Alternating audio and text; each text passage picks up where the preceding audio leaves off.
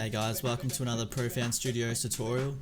Today we're just going to be going through the basics of a tech house track. I've got a project file here that I'll show you guys soon.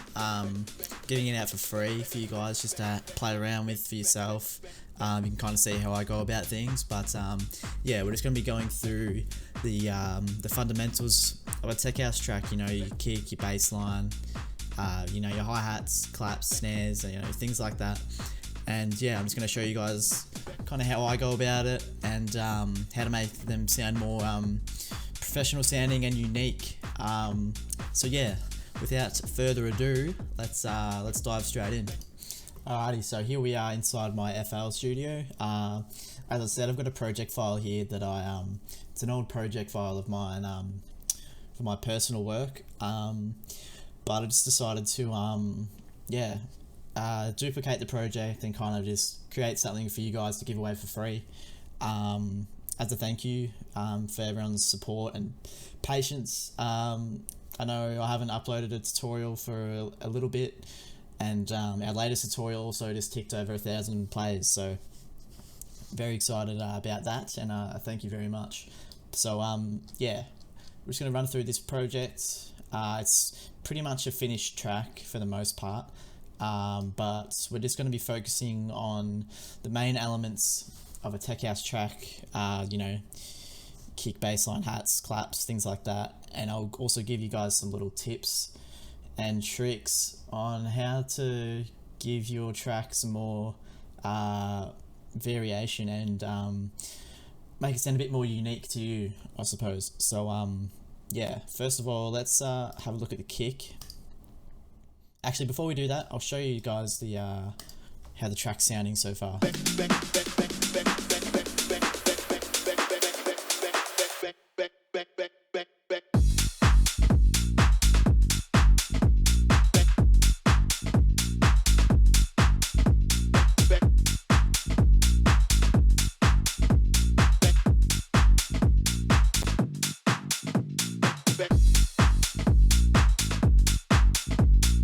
Alright, so that's kind of the gist of it so far.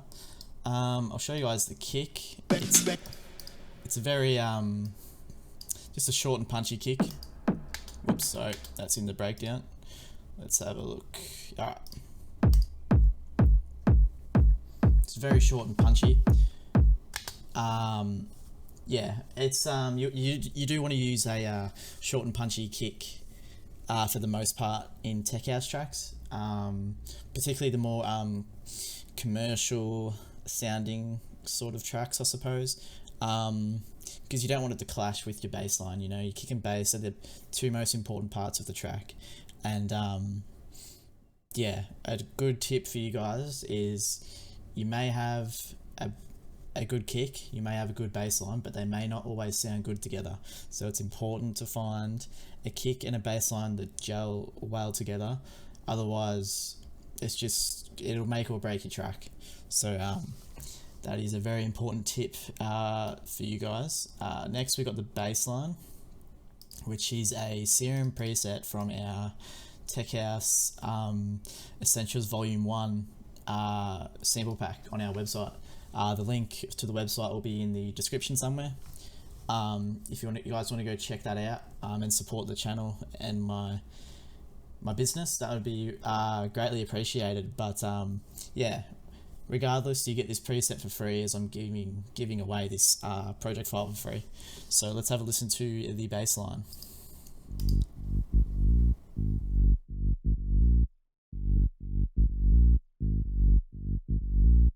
It's a very simple sub bass that I've just distorted a little inside Serum. Very basic EQing, just rolling off some of the highs, and then I've got another EQ here, just again rolling off some of most of the high frequencies, and then just giving a slight boost in the low mid section. It's very basic sort of stuff. With your bass line, you do want to kind of MIDI pattern wise, you want something that's going to be kind of catchy for the listener. If it's something that you can kind of hum to yourself, you're on the right track. That's kind of how I think of it. If I'm kind of, I can hum to it in my head and it kind of gets stuck in there, it's catchy, then I know I'm on the right track. So that's something I would recommend you guys to consider when creating your bass lines. Next we got the drums here. So I've got a closed and an open hat together. I've got a clap, and then I've just got a top loop as well. So the top loop is obviously a loop with hats and claps playing together. I'll play that for you guys. Cool.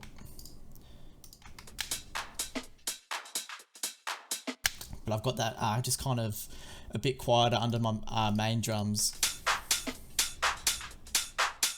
just to kind of fill it out a bit. I've got my open hat and closed hats here. I've got one panned to the right slightly, one panned to the left slightly. Let's play those.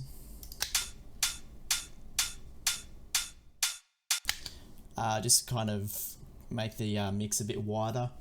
That's pretty much the only reason I would pan them, really. Just give a bit more width to the mix, make sure it helps just fill out the mix a bit more, really. And you don't want because a lot of these sounds, your hats, claps, a top loop, whatever, shakers, like anything like that, it's a lot of high frequencies. You don't want them to clash with one another, so you got to find ways to separate them in the mix. So I pardon me, my voice is getting a bit scratchy, but yeah, I recommend keeping that in mind when you're in the mix down phase of your tracks. But yeah, let's listen to these drums again. I've got a snare here as well. That's my vocal, actually. I added just a little snare hit to my, just kind of to the top loop, just to kind of give it a bit more uniqueness.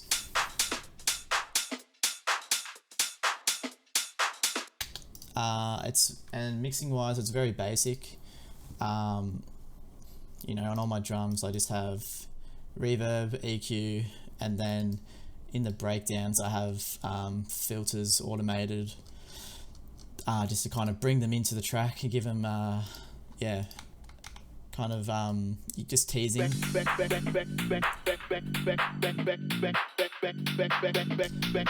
Just kind of teases the sounds, so then when the drop hits, the listener gets like the full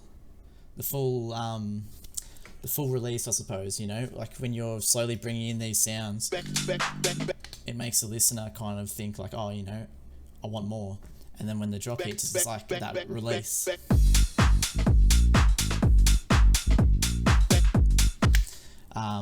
So yeah, a cool trick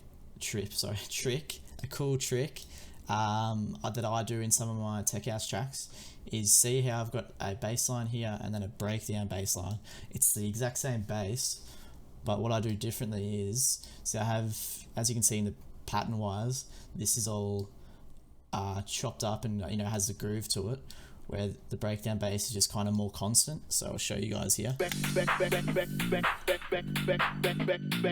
See, it follows the same pattern, but it's like more constant. It's just teasing the bass line, and it also gives your track more variation. So I think that's a very cool tip to use. Also with my kick, I have like a double kick after every however many bars. Just again, a bit more variation.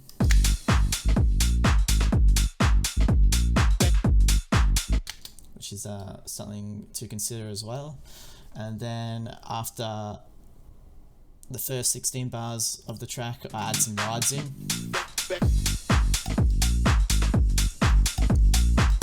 And some percussion as well, just to kind of, again, more variation. Tech house is a very repetitive genre, so you want to find ways to keep the listener engaged. I'm sure drunk people at a festival or nightclub aren't going to care too much about those little things, but when they're listening in a car or things like that, you want to keep those things in mind.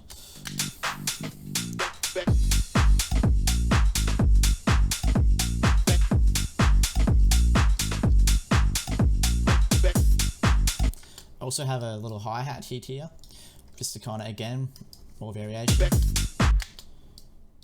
Just a nice little open hat hit.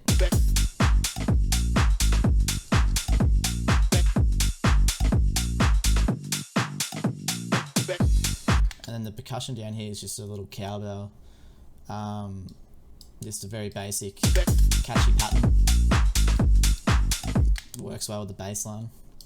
Next, we have, for the last drop, I have added in a lead and a laser. Just to kind of give it a bit more of a modern tech house feel.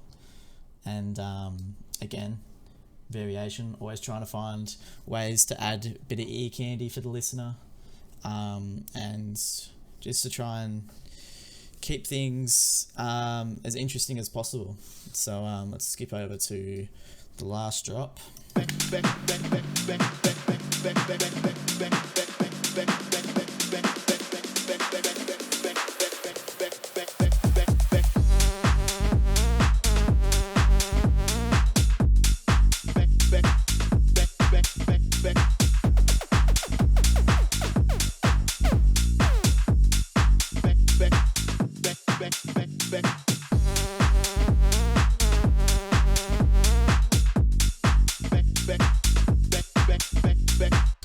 So yeah, it's the lead here is created in Serum as well. It's from an Evolution of Sound sample pack. You probably would have seen on YouTube, Zen World, his YouTube channel. He's very good at what he does, and yeah, so shout outs to him. This is a cool little lead he recreated from Chris Lake's Lies, Deception, Fantasy track. So the only thing I really changed is I turned down the reverb a little bit in this preset, and then just very basic EQing, boosting the highs a little bit to make the lead cut through the mix a bit more, and then very just basic side chaining as well with kickstart. And then the laser here, that is from our Tech House Essentials Volume 1's sample pack, sorry, my English. So yeah, as I said, there'll be a link to that in the YouTube description of this video if you guys want to go check that out.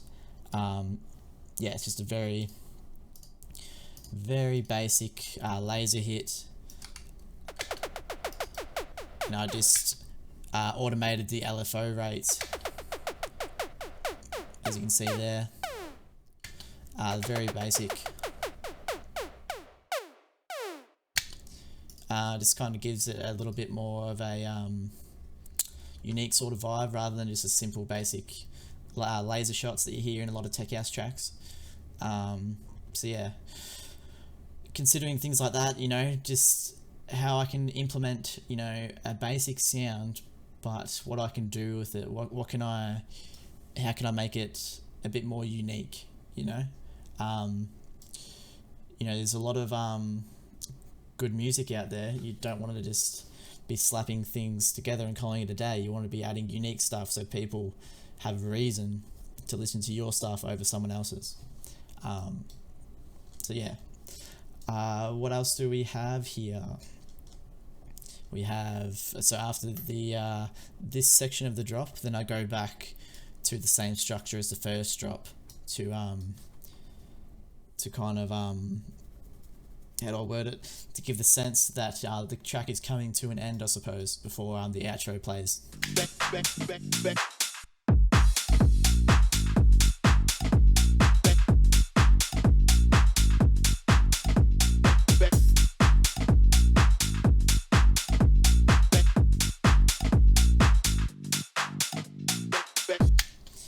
But yeah, it's quite a basic track, really. There's not a lot going on with my automations. I've got some reverb automating in my breakdowns, and I've got an EQ on the master that takes out some low end in the builds.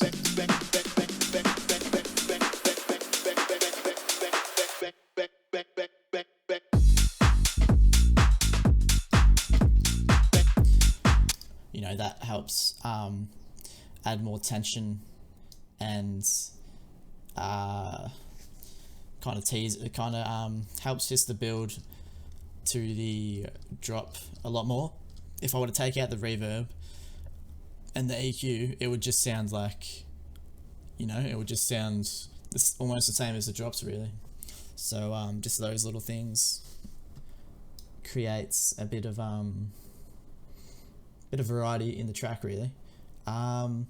But that's pretty much what I have for you guys today. I hope running through this project file helped you guys. And yeah, as I said, this project file is completely free for you guys. Just as a thank you, and I really appreciate it for the guys watching my channel and supporting the channel. Yeah, it means a lot to me. If this video did help you, please drop a like and subscribe. Those little things are free and they really help me. Helps the channel grow, helps me, helps with the YouTube algorithm and things like that. So yeah, I will see you guys next next week for the next week's tutorial. I'm not sure which one I'll be uploading yet. I've got a few recorded, but yeah, leave in the comments what you'd like me to do in the future, and I'll get around to it. I'll be replying to everyone's comments as well, seeing what you guys have to say about the video and any comments or feedback you may have. So yeah, alright, enjoy the project file, and I'll see you guys in the next tutorial. Cheers.